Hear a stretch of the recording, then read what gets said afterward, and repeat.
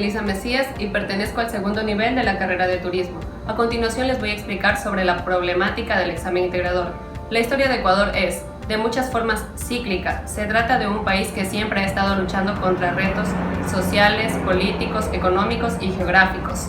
Los mismos factores que han determinado la historia de Ecuador durante los 2 últimos siglos continúan dominando el panorama del país a inicios del siglo XXI.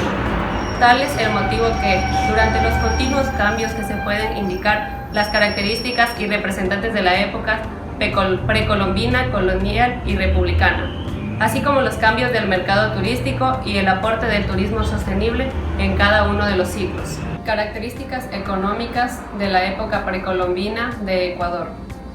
Su economía era mixta, basada en la agricultura y la obtención directa de recursos naturales. Los cultivos principales eran maíz, porotos y calabazas.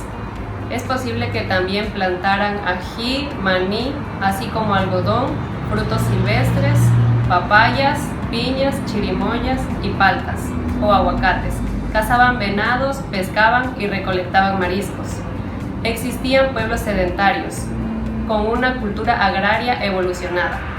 Características sociales de la época precolombina de Ecuador. Tendrían una organización de tipo tribal. Regulaban su vida a través de las relaciones de reciprocidad y lazos de parentesco, que aseguraban la supervivencia del grupo. Es posible también que contaran con jefes y especialistas en las relaciones con la esfera sobrenatural. Buenas, mi nombre es Selena Moyano y pertenezco al segundo nivel de la carrera de turismo. El tema que les voy a hablar es las características políticas de la época precolombina del Ecuador. No se sabe con qué certeza a qué dioses le rendían culto, pero sí se sabe que las mujeres eran las que mandaban en la organización de la política y religiosa. Eso a su vez explica por qué la mayoría de su arte en cerámica se basaban en formas feministas y que estuviesen tan relacionadas con la fertilidad. También justifica que esas organizaciones se haya basado en una sociedad matrilineal que se basa en el predominio de la línea materna. La jerarquía era beneficiada por el lado materno. Características económicas de la época colonial de Ecuador. Toda la actividad económica estaba destinada a surtir de materias primas a la metrópoli. Las colonias no eran libres de comerciar con quien quisiera. La corona controlaba el comercio y procuraba obtener la mayor cantidad posible de metales preciosos. La minería fue la actividad económica que más impulso tuvo en la colonia. Toda riqueza minera pertenecía al rey, quien concedía la explotación a particulares mediante requisitos de denuncia y a cambio del pago del quinto real. Se incrementaron las fábricas de tejidos de lana y algodón. También producían alpargatas y sombreros. La agricultura se desarrolló cuando declinó la minería y mejoró notablemente al contraer o traer de España útiles de agricultura y bueyes. Características políticas y sociales de la época colonial del Ecuador. La sociedad colonial es el futuro de la interacción del mundo indígena con el mundo español. Los aportes de los esclavos africanos en el siglo XVI, el sistema se interactuó sobre la base de que las dos poblaciones de América, la española y de los indios, eran considerados diferentes en sus características, pero también estaba sometida igualmente a la autoridad espiritual de la Iglesia Católica y bajo dependencia política de la corona. De este modo, el monarca gobernaba por un lado sobre la República de los Españoles y por el otro lado gobernaba la República de los Indios, ya que en ambas comunidades poseían estatuas jurídicas diferentes. La República de los Españoles, los europeos en el siglo XVI provenían de un continente en el cual predominaba una sociedad estamental, caracterizada por la existencia de 3 grandes grupos sociales: la nobleza, el clero y el estado llano. La movilidad social era muy escasa y quien nacía en cuna noble moría noble y quien nacía de campesino terminaba sus días de igual manera. El latifundismo se desarrolló de protagonizar el poder político y establecer el interés para dominar el aparato estatal. El régimen militarista en los 70s trató de encaminar la realidad del Ecuador por una estabilidad política mediante juntas y consejos. Sin embargo, no pudo sostenerse. Características económicas de la época republicana de Ecuador. La economía se basa en la explotación agraria de grandes dimensiones, la extensión necesaria para considerar una explotación latifundista. En esta época comenzó el comercio interno e internacional. Características sociales de la época republicana de Ecuador. En un margen social, el Ecuador padecía de una tendente división regional, heredada del último periodo colonial. Es así como se detonó la Sierra Centro-Norte, cuyo centro fue Quito, y que detuvo a la mayoría de la población con un relevante sistema hacendatario. La Sierra Sur tenía como base a Cuenca, la cual poseía múltiples actividades socioeconómicas. Como columna del crecimiento latifundista se encontraba Guayas, con su punto preferente Guayaquil, que fue convirtiéndose en lo que hoy es el puerto principal debido a la fuerte actividad exportadora. Como consecuencia de esta tendencia nos lleva a lo dicho por Enrique Ayala Mora, en resumen de Historia del Ecuador, la realidad sociopolítica del Ecuador en las primeras décadas de la República fueron inestabilidad y desarticulación. El control terrateniente reemplazó a la autoridad metropolitana y se desplazó por ello a instancias regionales y locales, asentados en el régimen hacendatario. En estas circunstancias, el proyecto nacional que se plantearon los criollos que fundaron el Ecuador distó mucho de expresar a la mayoría de la población. Características políticas de la época republicana del Ecuador. El Ecuador dependía mucho de la Asamblea para restablecer el orden democrático. La intervención de la Iglesia en el gobierno ha sido continua, incluso hasta intensa con García Moreno, pero casi nula con Alfaro. La inestabilidad política ha sido el resultado del canibalismo por el poder. Fueron necesarias las intervenciones de diálogos radicales para desentonar los intereses de la oligarquía. Representantes de la época colonial. De la época precolombina no se tiene registros de los principales personajes o representantes, pero no es el caso de la época colonial. Tenemos a Huayna Cápac.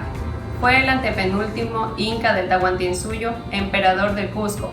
No está claro el lugar de su nacimiento, se estima nacido en Cusco, aunque se discute si probablemente nació en Tomebamba, actual ciudad de Cuenca. El inca no se alejó mucho del Cusco durante sus primeros años de gobierno, atendiendo el pedido de su madre. Se afirma que estando Huayna Cápac en Quito, le llegó la noticia de extraños individuos barbados que navegando en casas de madera habían arribado a las costas por el norte. Era 1527 y Francisco Pizarro con sus compañeros habían pisado el territorio incaico. Atahualpa se hallaba en Cajamarca de camino al Cusco para coronarse inca, cuando recibió la visita de una expedición española, al mando de Francisco Pizarro. Pizarro lo capturó y Atahualpa le ofreció pagar un enorme rescate a cambio de su libertad. Pizarro aceptó su oferta, pero los españoles temieron un ataque indígena y decidieron deshacerse de Atahualpa. Pese a que Atahualpa tuvo sucesores nombrados por los españoles, se le considera el último gobernante del Imperio Inca. Los representantes de la época republicana del Ecuador. En la historia republicana del Ecuador tenemos como presidentes a Juan José Flores, habiendo alcanzado el grado de coronel antes de los 30 años de edad. Una vez consolidada la independencia, fue designado por el libertador Simón Bolívar como gobernador del Distrito del Sur de la Gran Colombia, distrito que posteriormente, al estandarizarse de aquella en 1830, pasó a convertirse en actual República del Ecuador. Por otro lado, Vicente Rocafuerte fue un escritor político y aparte fue presidente de la República del Ecuador. Primero nació en la tierra que por otro lado, Vicente Rocafuerte fue un escritor político, diplomático y presidente de la República del Ecuador. Primero nació en la tierra que posteriormente conformaría la República del Ecuador. Rocafuerte fue uno de los propulsores de la independencia de Hispanoamericana y uno de los más importantes ecuatorianos de los cambios. A continuación les voy a hablar sobre los cambios del mercado turístico y su aporte en el mercado del turismo sostenible. A lo largo de la historia del Ecuador, en el país se han asentado muchos pueblos que han contribuido al desarrollo de la cultura, y en este caso al objeto de estudio que es el turismo. Se debe mencionar que las civilizaciones en el territorio ecuatoriano inician hace aproximadamente 12.000 años antes de Cristo, principalmente con sociedades cazadoras y recolectoras, entre ellas está Linga, Las Vegas, Chopsi, Jubilán y Hondachi. Esto pasó en la época precolombina. Estas sociedades tenían la particularidad de vivir en campamentos, por la similitud en los objetos encontrados en cada uno de los sitios. Se puede tratar de una dispersión de los pueblos que, partiendo de la Sierra Norte, empezaron a distribuirse a lo largo del país. Pero ¿cuál ha sido el aporte que esa sociedad han hecho en la industria del turismo? Pues se debe de tomar en cuenta la creación de varias vías primitivas que posteriormente se van a convertir en grandes redes viales que unificarán en casi su totalidad en América del Sur. El arte también formó parte del ocio y fomenta el turismo hoy en día. Así lo demuestra la pintura rupestre ubicada en la cueva de Chopsi en Azuay, que da a conocer el vivir de la población. También tenemos en otros periodos a los incas, los cuales dejaron una riqueza ancestral como estructuras de centro de meditación o centros religiosos. En la época colonial existen muchos aportes hacia la industria del turismo y la recreación. Por ejemplo, se intensificó el comercio marítimo entre Guayaquil, que pertenecía al Virreinato del Perú, y Acapulco, que pertenecía a Nueva España. Es decir, se tecnificó la navegación, lo que trajo consigo un afán de viajar, de explorar o conocer el mundo antiguo. Esta motivación se dio entre las clases sociales pudientes, es decir, entre los blancos y los chapetones. Se realizaron viajes por motivo de exploración y también de estudio. Además, por los aportes a la ciencia se recibieron reconocimientos por parte de las academias. Los viajes en gran parte fueron por tierra, y en el continente americano se aprovechó las redes viales creadas por los pueblos precolombinos para desarrollar nuevas vías y mejorar las existentes. Esto permitió mejorar el comercio, la comunicación y los viajes entre los diferentes virreinatos. En la época republicana o independencia del Ecuador, cabe recalcar que el turismo es una actividad de paz, pero en el proceso de independencia del Ecuador se destaca una modalidad de turismo conocida como congresos y eventos, ya que en múltiples reuniones en el pro de la independencia se realizaban clandestinamente y en salones de montaña. En la vida republicana, a partir de la segunda mitad del siglo XIX, en el Ecuador se inicia una corriente de montañismo en todo el país. Es en sí que en 1872 se corona el Cotopaxi, en 1880 el Pichincha, el Cayambe, el Antizana, Illinizas, Chincholagua, el Guagua Pichincha y Saraurco, Cotacachi, Cariguaizano. En 1929 se llegó a la cumbre del Sangay. En esta época republicana se puede distinguir varios gobiernos que se destacaron por su labor y el apoyo a la nueva actividad económica, el turismo. Gobiernos como el de García Moreno o Eloy Alfaro apuntalaron a las bases de un sistema turístico que se desarrollaría mucho tiempo después, ya que ellos se preocuparon por realizar una especie de promoción turística en el exterior. En el caso de García Moreno, en sus múltiples acercamientos al gobierno francés, crearon una imagen de un país diverso, y la construcción del ferrocarril consolidó la misma. El verdadero interés por desarrollar esta actividad en el país empezó a partir del año 1930, en el gobierno de Isidro Ayora, quien creó un reglamento que facilitaba el ingreso de viajeros al país. Además, se estableció que a través de las delegaciones diplomáticas se realizará promoción e información turística en las embajadas y consulados. A la par del desarrollo turístico surgieron los primeros esfuerzos de conservación. En octubre del 2012, de las áreas protegidas en el Ecuador se iniciaron en las Islas Galápagos. La década de los 70 se destacan las exploraciones petroleras, la bonanza económica que traería al país, pero de igual manera se presentan los problemas ambientales, producto de la explotación, la falta de interés y falta de conocimiento de la materia, que respondería a la insistencia del marco normativo y político. En la actualidad, la oferta del Ecuador está dividida por mucho, lo que ha permitido que el sector turismo pueda disponer de más amplio y desarrollo del sector, que sea equitativo, que se tome en cuenta en todos los sectores, desde pequeños comerciantes hasta los grandes empresarios, con su imponente presencia en la toma de decisiones de trascendental importancia. Con esto sabemos que la humanidad desde sus inicios ha buscado el contacto con la naturaleza, el aire libre, sentirse vivo y ser parte de la tierra que les dio la vida. En la investigación se puede apreciar que el hombre vive y se desarrolla de mejor manera siempre y cuando disponga de actividades complementarias a sus actividades normales o cotidianas. Las actividades que fueron cotidianas para las poblaciones de cada una de las etapas que nombramos anteriormente se convirtieron en puntuales, esenciales para el fortalecimiento del futuro turístico, como la vialidad, el comercio, la alimentación, el alojamiento y la recreación. Este sector turístico siempre ha sido limitado y desplazado por otras actividades que generan ingresos de una forma rápida, como el petróleo.